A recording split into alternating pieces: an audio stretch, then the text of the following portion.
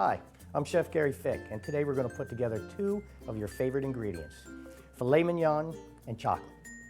And how we're going to do this is through cocoa powder, and we're going to add all these dry spices together. We're going to add the cocoa powder, cumin, onion, cayenne, white pepper, sugar, salt, and cinnamon. We're going to mix these together and create ourselves a dry rub for the filet mignon. Wonderful cocoa flavor with a little bit of cumin in it, and the cayenne gives it a really nice flavor and a well-rounded mixture. What we're going to do is mix all of them together, and we're going to add the filet mignon. We're going to roll the filet in a nice crust around the filet, and we're going to make a dinner for two. As the filet is rested in the cocoa crust, we're going to have our pan being hot.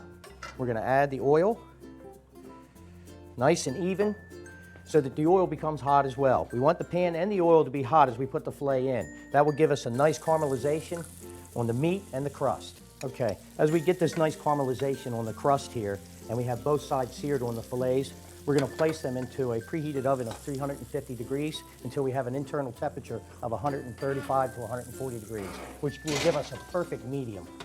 And that'll take, for two 6-ounce fillets, that'll take about 10 to 15 minutes. And I know you think that we're going to put some potatoes with that steak, but we're not. We're going to make a cauliflower puree.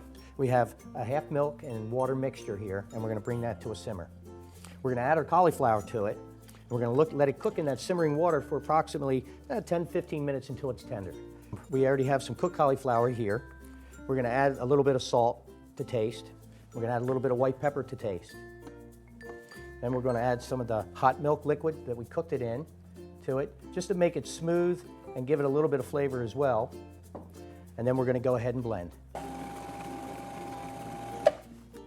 Okay, we're just going to open this up and taste. And this is the right consistency we're looking for, a nice fluffy consistency. Oh, they look perfect. Oh, you can smell the aroma of the chocolate, the cocoa, and the cayenne. We're going to add our cauliflower puree. Great combination here. We're going to lay that on the plate, put our filet on top. Always allow your filet to rest a little bit after it comes out of the oven. That'll give you a much more juicy steak. Okay, and we'll add our asparagus for garnish. And here is a healthy, romantic dinner for two.